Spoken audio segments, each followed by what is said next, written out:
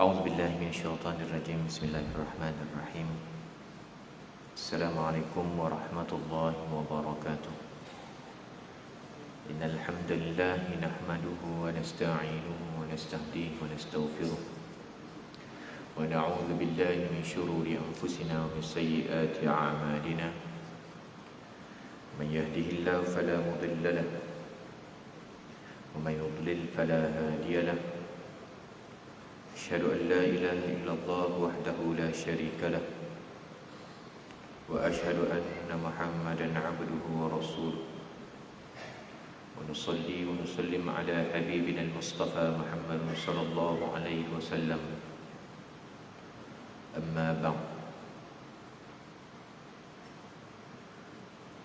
Yang dihormati urusi terus bersama dengan ahli jawatan kuasa masjid, Tuan Imam, Tuan Bilal, seterusnya para asatidzah, para alim ulama, ibu-ibu, ayah-ayah yang dirahmati oleh Allah Subhanahu wa taala. Alhamdulillah, syukur kita kepada Allah Subhanahu wa taala dipanjangkan umur kita sampai kepada hari ini, dan alhamdulillah kita telah pun menjejakkan kaki dalam bulan yang mulia, yang mana dilahirkan Nabi yang kita cintai, Nabi Muhammad sallallahu alaihi wasallam. Moga-moga dengan dipanjangkan umur kita di dalam yang bulan yang mulia ini menjadi asbab untuk kita bertemu di dalam syurga Allah Subhanahu wa taala, insyaallah. InsyaAllah kita sambung bacaan hadis kita. Hadis yang diriwayatkan daripada Anas bin Malik. An Anas bin Malik anna an-nabiy sallallahu alaihi wasallam wa Mu'adz radifuhu 'ala ar-rahl. Qala ya Mu'adz bin Jabal. Qala labbaik ya Rasulullah wa sa'daika. قال يا معاذ.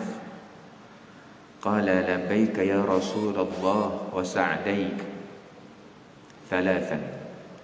قال ما من أحد يشهد أن لا إله إلا الله وأن محمد رسول الله صدقا من قلبه إلا حرمه الله على النار.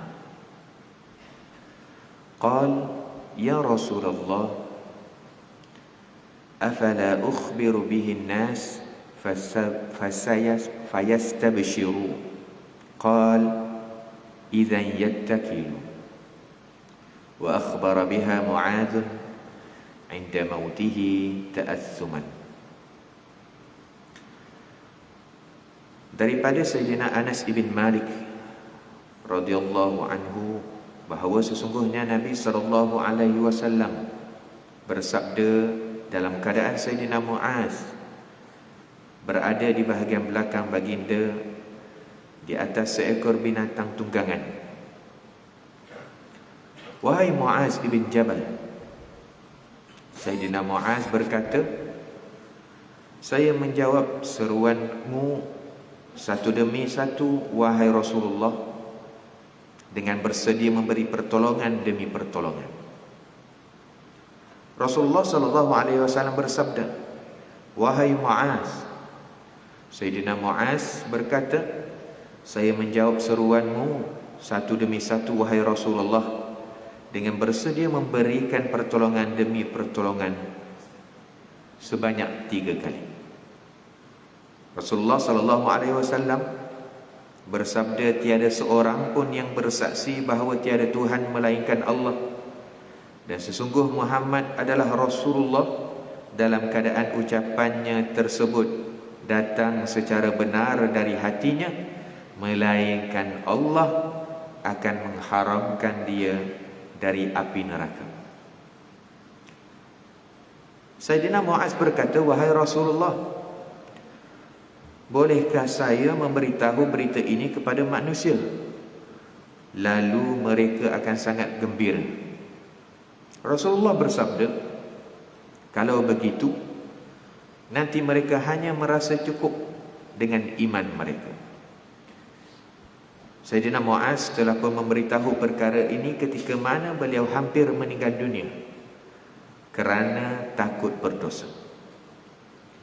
Muslimin muslimat yang dirahmati oleh Allah Subhanahu wa taala, hadis yang diriwayatkan daripada Anas ibn Malik, yang mana Rasulullah bersama dengan Sayyidina Muaz ibn Jabal, bersama dengan Rasulullah dalam satu perjalanan di atas satu tunggangan yang sama. Muaz menunggang bersama dengan Rasulullah. Kalau bahasa kita memboncing motosikal, duduk di belakang panggil memboncing, duduk di belakang Rasulullah sallallahu alaihi wasallam. Perhatikan bagaimana dialog di antara Rasulullah sallallahu alaihi wasallam bersama dengan Sayyidina Muaz. Rasulullah panggil Muaz, wahai Muaz. Ya. Muaz jawab, apa Muaz jawab? Labbaika ya Rasulullah wa sa'daik. Panjang Muaz jawab. Labbaika ya Rasulullah, aku jawab suruhan kamu wahai Rasulullah, dan aku bersedia, wa sa'daik, aku bersedia untuk bagi kamu pertolongan apa yang kamu nak. Rasulullah jawab, panggil Muaz sebanyak 3 kali, dan begitu jugalah 3 kali yang dijawab oleh Muaz ibn Jabal. Nak sebutnya kepada kita bahawa Sayyidina Muaz ibn Jabal sangat-sangat menjaga dialognya dengan Rasulullah sallallahu alaihi wasallam. Siapa Rasulullah? Rasulullah adalah insan yang paling mulia di atas muka bumi. Ini Muaz nak tunjukkan kepada kita. Sebelum tu kita pergi dulu melihat kepada perawi hadis.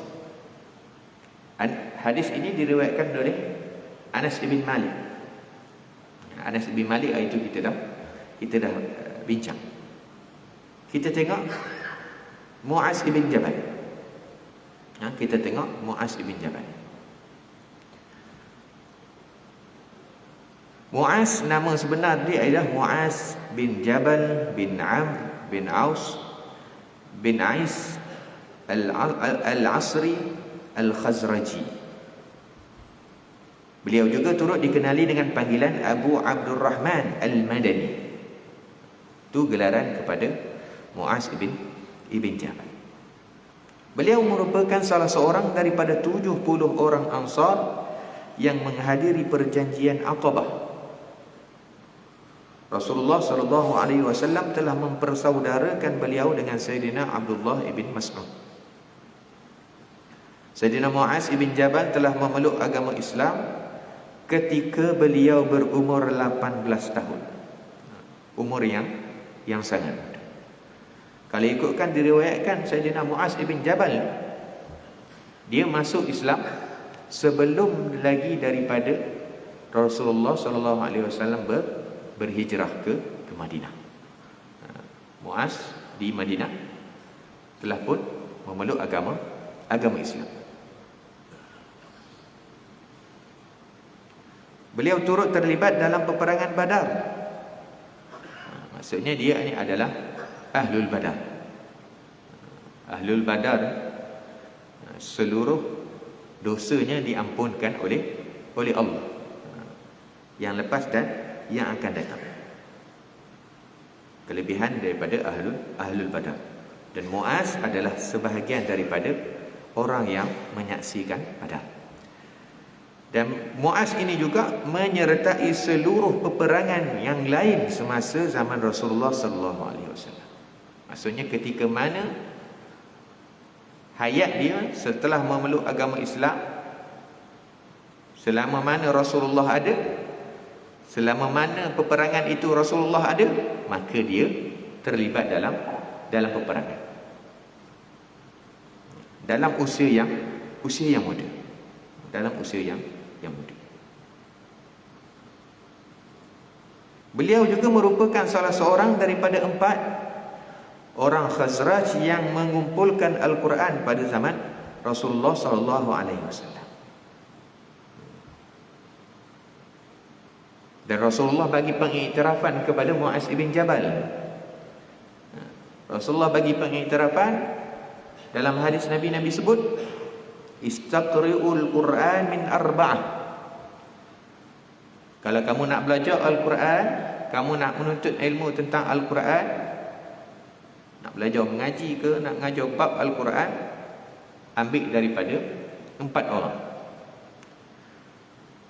Min Ibni Mas'ud, wa Salim maula Abi Huzaifah, wa Ubay, wa Mu'az ibn Jabal.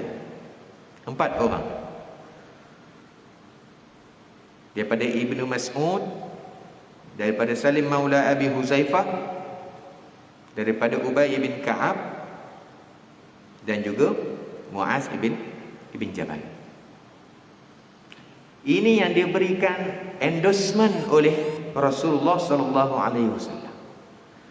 Kalau endorsement ni diberikan oleh direct daripada Nabi, maksudnya Nabi sangat-sangat mengenali beliau.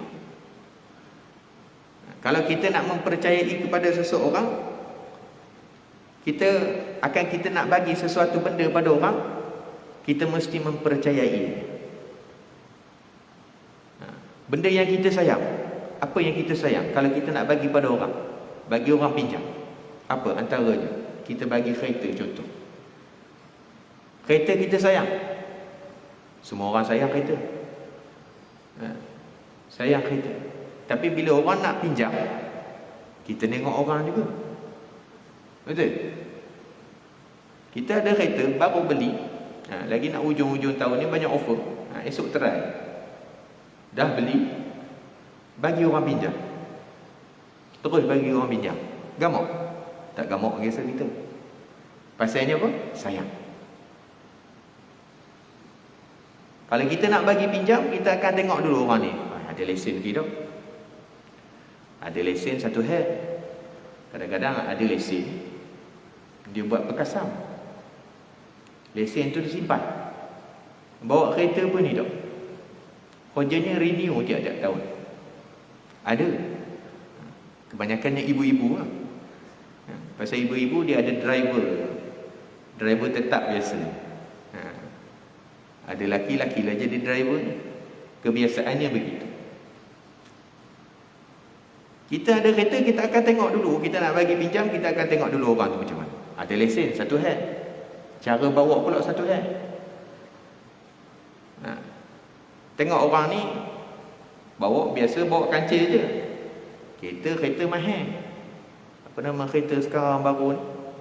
Tesla tak pakai minyak, pakai cas elektrik. Lain. Kereta tu Tesla ni lebih kurang, pasal Kuala ni tak ada lagi gemuk orang pakai. Susah lagi rasa. Kereta tu pun mahal. Kereta tu ibaratnya, bahasa mudahnya, kereta tu macam handphone. Sebab dia lebih kurang sistem macam Android. Kita nak buat apa boleh. Kereta tu kita boleh set macam-macam. Kalau orang biasa bawa kancil, kita tiba-tiba dia bagi bawa kereta kita Tesla tu, tak gamuk nak bagi. Sebab apa? Kita sayang. Bayangkan Al-Quranul Karim yang menjadi panduan kita, Rasulullah sallallahu alaihi wasallam bagi endorsement kepada 4 orang. Kalau kamu nak menuntut, kamu ambil daripada 4 orang. Dan salah seorangnya siapa tadi? Mu'az ibn Jabal. Itu satu pengiktirafan yang besar dibuat oleh Nabi kepada Mu'az ibn Jabal.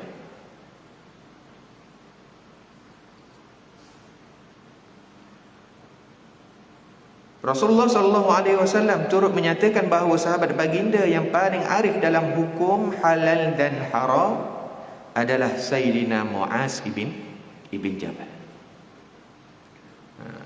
Dalam hadis Nabi sebut, arhamu ummati bi ummati Abu Bakar wa ashadduhum fi amrillah Umar wa asdaquhum haya Uthman wa a'lamuhum bil halal wal haram Mu'adz ibn Jabal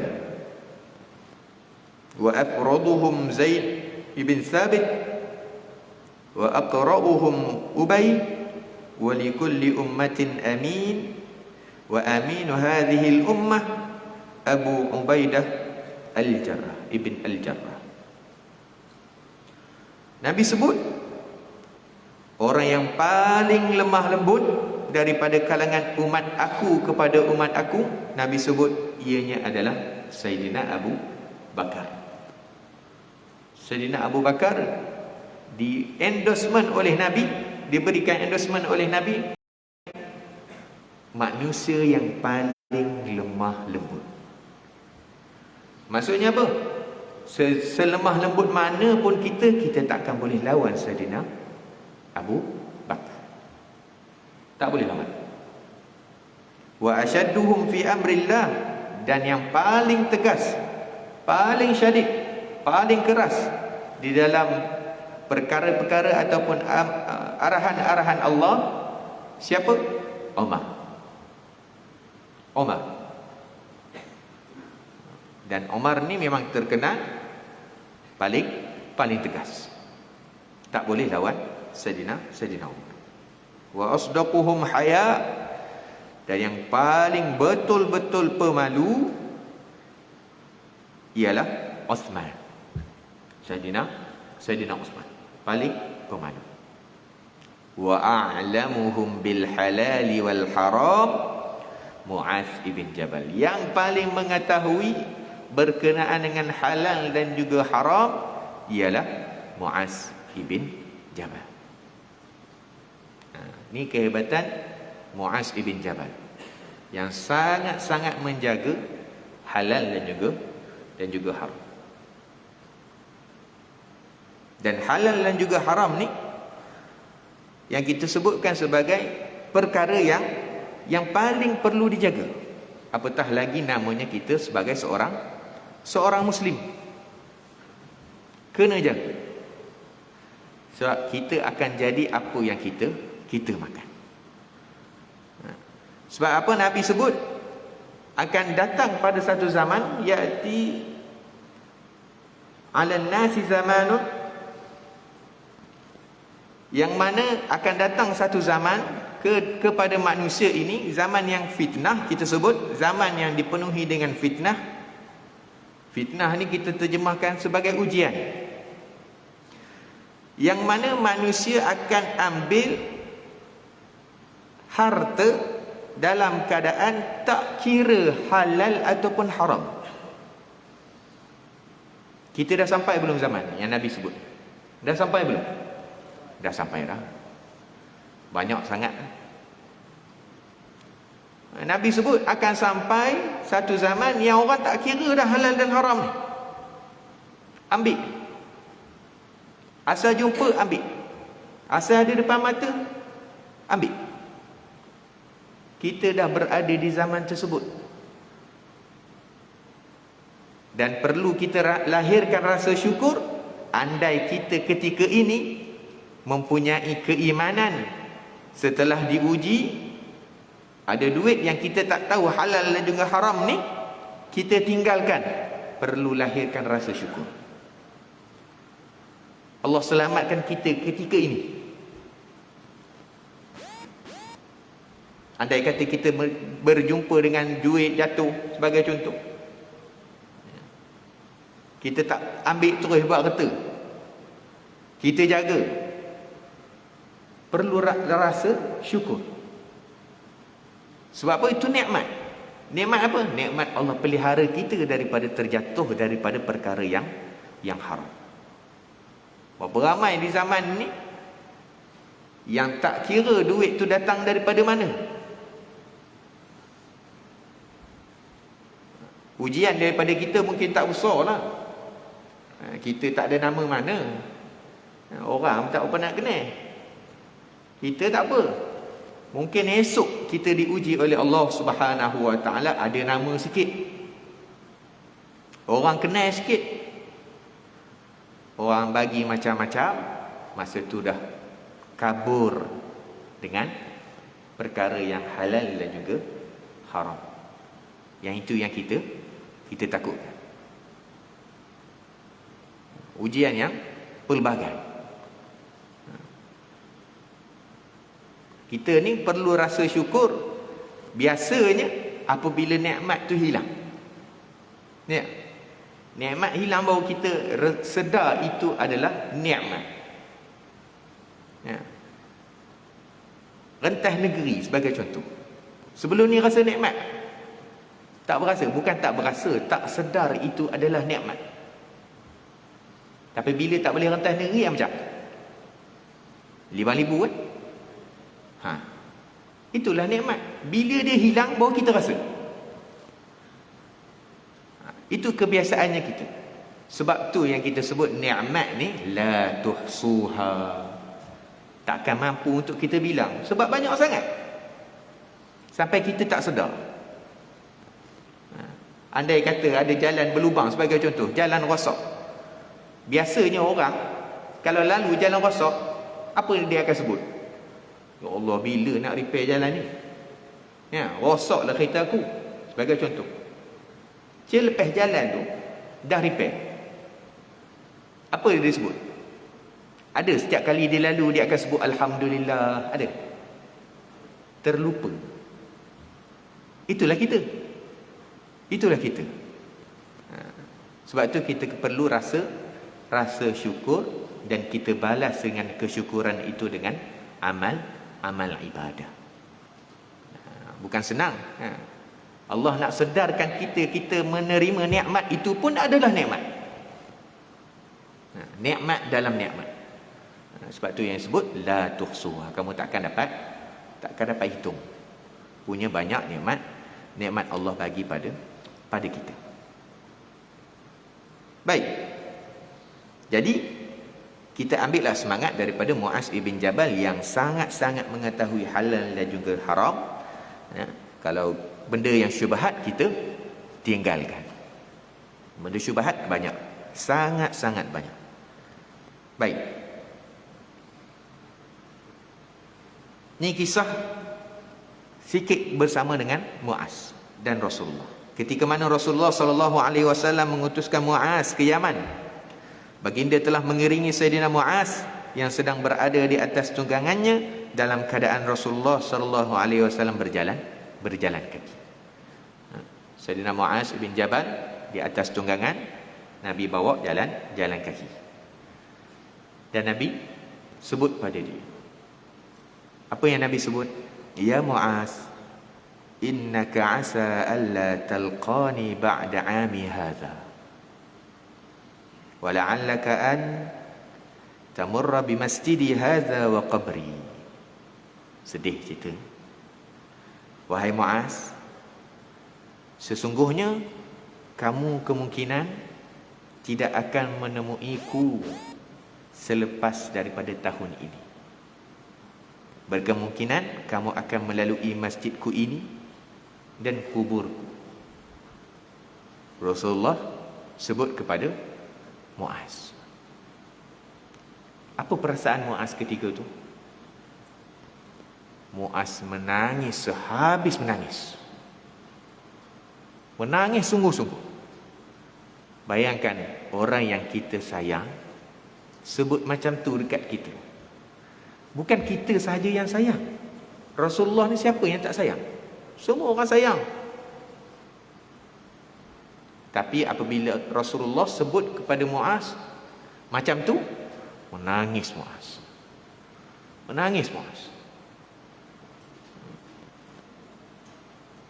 Kalau kita yang ada sekarang ni mungkin ada ujiannya apa dia? Ketika ada video ketika ada ibu ayah yang hendak ditidurkan, kan, kena COVID. Anak-anak hanya boleh melihat daripada handphone. Macam mana perasaan ketika tu? Luluh hati. Luluh hati. Itu cara kita dengan ahli keluarga kita. Bayangkan Muaz bersama dengan Rasulullah sallallahu alaihi wasallam yang menjadi manusia yang paling agung, sebut pada dia macam tu. Luluh hati Muaz, menangis bersungguh-sungguh. Ya. Itu antara kisah nak sebutnya Muaz dengan Rasulullah ni rapat. Ya, menjadi orang kepercayaan. Sayyidina Muaz bin Jabal meninggal dunia akibat wabak penyakit yang melanda ketika itu, dan beliau wafat pada tahun 17 Hijrah, iaitu pada tahun pembebasan Baitul Maqdis, pada usianya sekitar 34 tahun. Baik, apa yang kita boleh ambil daripada hadis? Al-Imam Al-Bukhari menjadikan hadis ini sebagai hujah bahawa seseorang guru itu boleh mengkhususkan sesuatu pengetahuan kepada satu golongan tertentu sahaja dan tidak menyebarkannya kepada golongan yang lain demi mengelakkan daripada berlakunya salah faham berkenaan ilmu yang disampaikan oleh sang guru. Kan ketika mana Rasulullah bersembang dengan Muaz, yang mana Nabi sebut tidak akan ada satu orang manusia pun kalau dia menyebut la ilaha illallah Muhammadur Rasulullah, dan dia beriman dengan sebenar-benar iman kalimah itu, dia akan diharamkan daripada disentuh api neraka. Kan Muaz tanya pada Rasulullah, boleh tak aku nak bagi tahu berita ni yang kamu sebut pada aku ni wahai Rasulullah, aku nak bagi tahu pada semua orang. Supaya apa? Semua orang gembira. Semua orang gembira. Apa Rasulullah sebut dalam hadis tadi? Aku risau kalaulah orang lain tahu yang macam mana aku sebut pada kamu ni wahai Muaz, aku takut orang lain yang dengar tu akan berpada dengan keimanan yang ada. Maksudnya dengan sebut la ilaha illallah Muhammadur Rasulullah cukuplah. Api neraka tak sentuh dah. Confirm dah masuk syurga. Aku risau orang berfikir macam tu. Jadi Muaz, bila Nabi sebut macam tu, dia simpan, tak bagi tahu kepada orang. Bila dia buat keluar? Sebelum dia nak meninggal dunia. Sebelum dia nak meninggal dunia, barulah dia bagi tahu. Dalam riwayat sebut, nak bagi tahu Muaz ibn Jabal ni sangat-sangat dihormati oleh orang. Ketika mana dah di saat akhir, orang berjumpa dengan Muaz ibn Jabal yang sedang berbaring, apa disebut? Wahai Muaz, bagilah nasihat. Dah nak mati ni, bagilah nasihat. Biasa kalau kita jumpa dengan orang yang dah rasanya nazab, kita minta macam tu? Tak. Biasa tak. Tapi orang bertemu dengan Muaz ibn Jabal, Sayyidina Muaz ibn Jabal, minta nasihat. Sebab apa? Berharganya nasihat daripada Muaz ibn Jabal. Dan antara riwayatnya sebut pada tu yang disebut oleh Muaz ibn Jabal, barulah dia bagi tahu berkenaan dengan hadis. Barulah dia bagi tahu. Itu pun sebab apa? Sebab takut berdosa. Berdosa apa? Sebab menyembunyikan ilmu. Kan ada hadis Nabi sebut man katama ilman aljamahu Allahu yaumal qiyamah bilijamin min nar. Siapa yang menyembunyikan ilmu daripada manusia, dia ada ilmu, dia sembunyikan, maka Allah akan melijam. Apa nama lijam? Besi yang berada di kuda di mulut. Allah akan pakaikan lijam tu, tapi lijam tu diperbuat daripada api neraka. Takut kita ada ilmu tapi kita simpan. Dan kadang-kadang ada ilmu, dia tak nak orang lain lebih daripada dia. Satu hal juga tu.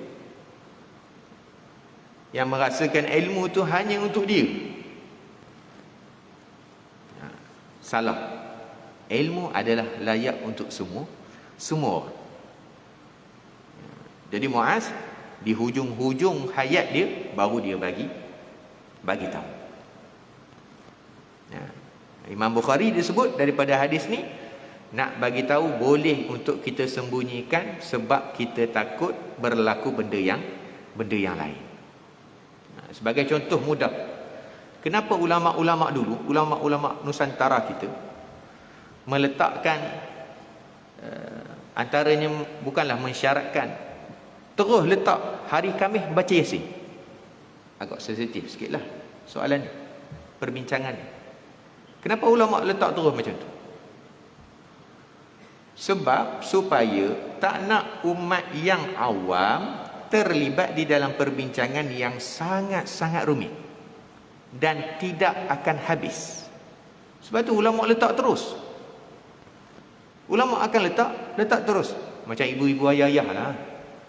Ibu-ibu ayah-ayah kalau dengan anak-anak, ya. Kalau contoh makan dengan anak, dengan cucu, kita ada air, tengah makan ada air.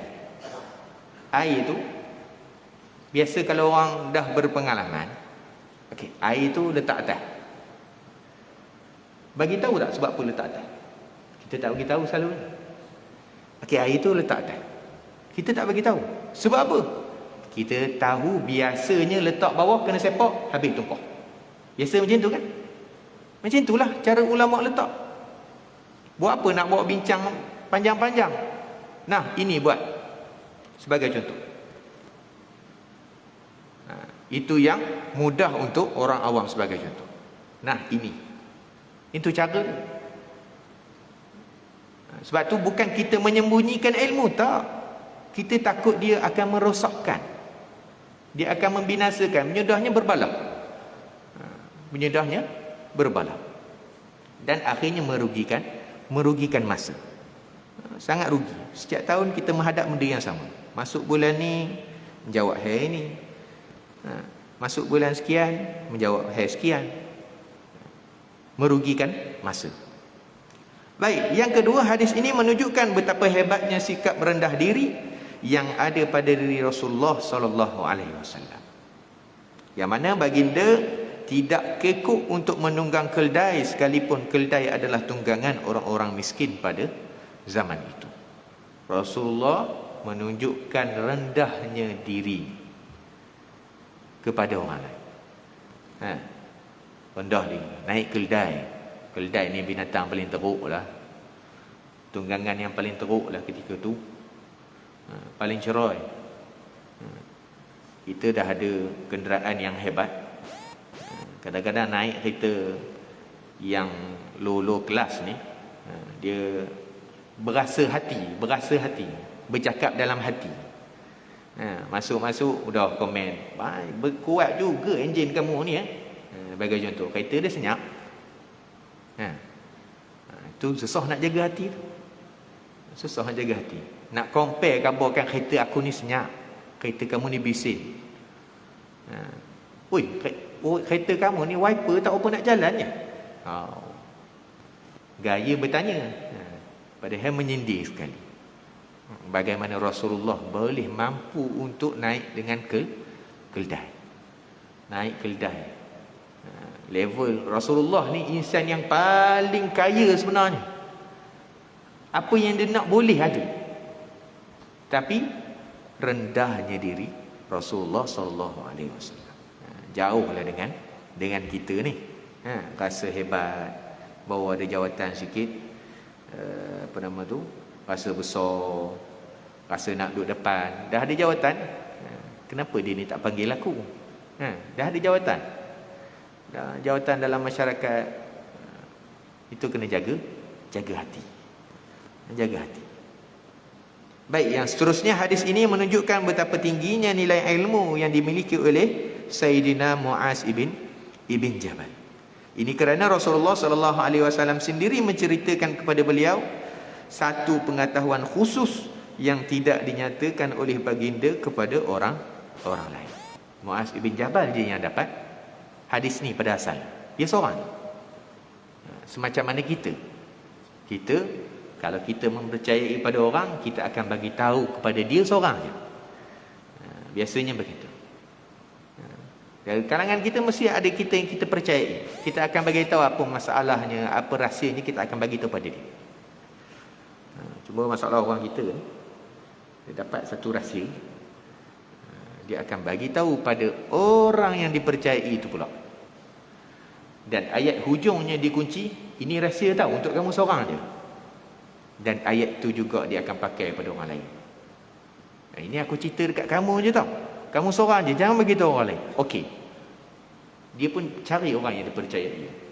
Akhirnya sanad tu bersambung. Sanad tu bersambung. Habis semua orang dapat. Itu orang kita. Muaz bin Jabal dapat benda yang sangat-sangat berharga tentang syurga. Tapi tak bagi tahu orang sebab apa? Sebab apa? Nabi yang suruh jangan bagi tahu. Baik. Zahir hadis ini menyatakan bahawa seseorang yang mengakui dengan ikhlas bahawa tiada Tuhan melainkan Allah dan Nabi Muhammad adalah pesuruh Allah, akan diharamkan oleh Allah Ta'ala daripada kekal di dalam api neraka, sekalipun dia adalah orang yang hidupnya penuh dengan maksiat. Walau bagaimanapun, ini bukanlah satu peluang untuk orang-orang Islam melakukan dosa untuk terus asyik dan hanyut dalam kemurkaan Allah. Maksudnya siapa yang menyebut la ilaha illallah Muhammadur Rasulullah, dia pasti akan masuk syurga. Pasti akan masuk syurga. Kan ada kisah seorang lelaki, dia beriman, dibakar di dalam api neraka, dan dia ni keluar paling last sekali. Dia beriman, tapi dikeluarkan, maksudnya dah habis tempoh kena seksa, dikeluarkan paling last sekali. Dia keluar, kisah tu panjang sikit lah. Dapat keluar tu, itulah nikmat yang dia rasa paling besar. Bila dia dapat keluar daripada api neraka, itulah nikmat yang paling besar yang dia pernah dapat. Macam kita lah, apa nikmat paling besar yang kita pernah dapat, yang seingat kita? Biasanya kalaulah dia pernah aksiden, hampir mati sebagai contoh, hidup balik, dapat selamat, itu nikmat paling besar. Cuba cari balik apa nikmat paling besar selain daripada iman dan Islam tu lah. Cuba cari. Kadang-kadang kita dapat nikmat tu tapi kita lupa. Cuba cari. Yang lelaki ni keluar daripada api neraka, itulah nikmat yang paling besar yang dia pernah dapat, dia rasa. Jadi bila dia duduk, dia dah keluar, tak masuk syurga lagi. Tak masuk syurga lagi. Duduk depan gerbang. Duduk depan gerbang tu, kan? Duduk depan gerbang, macam istana lah ya, istana kita ni, gerbang tu, terus istana tu. Tidak, dia ada taman tu kan? Macam tu juga dalam syurga. Dalam gerbang tu, ada taman dalam syurga. Bila tengok, buka, ada nampak satu pohon yang sangat rendah, pohon dalam syurga. Jadi apa yang lelaki ni sebut pada Allah? Wahai Allah, tak dapat masuk syurga pun tak apa, duduk dekat pokok tu pun jadi. Aku tak minta yang lain.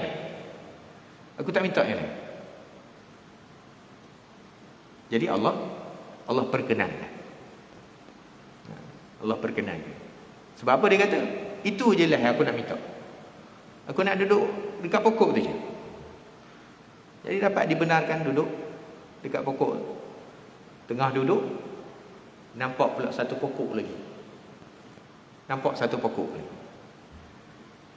Apa lagi? Minta.